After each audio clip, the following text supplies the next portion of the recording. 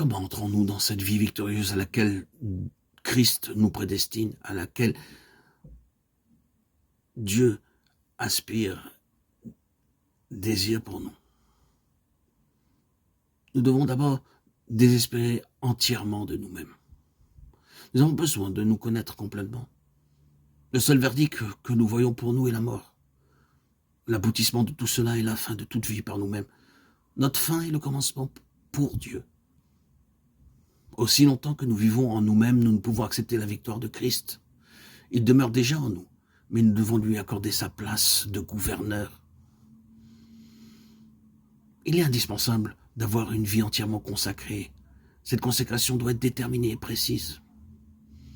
À moins de voir notre entière faiblesse et la complète faillite de toute tentative pour plaire au Seigneur, nous n'accepterons pas la croix.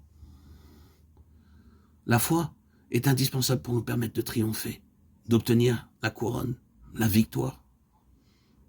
En nous livrant entièrement au Seigneur, nous devons croire aussi que Christ a déjà commencé de nous gouverner et qu'il vit maintenant à travers nous.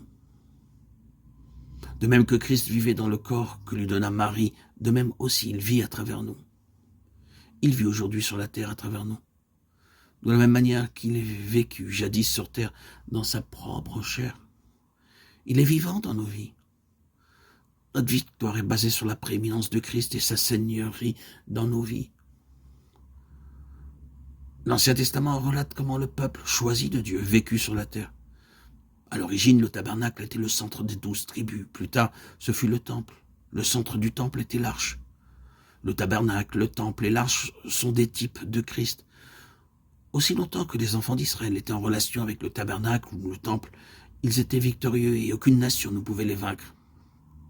Malgré leur inexpérience dans la guerre, si on les compare à leurs ennemis, les enfants d'Israël ont remporté des victoires sur eux. Mais lorsqu'Israël a délaissé le service du temple, il fut emmené en captivité, et cela malgré la puissance de ses rois ou leur sagesse. Toute la question réside dans une seule chose. Avait-il offensé l'arche, le tabernacle ou le temple? Quand le Seigneur avait la prééminence, alors ils étaient victorieux. Il en est de même pour nous aujourd'hui. En demeurant en Christ, notre victoire, nous possédons ainsi cette victoire. Mais là où les cheveux de la consécration sont coupés, la victoire ne devient plus notre expérience. Juge 16-17. La victoire devient notre partage à partir du moment où nous accordons à Christ la plus haute position. À moins que Christ n'ait la prééminence dans nos cœurs, nous ne pouvons pas vaincre.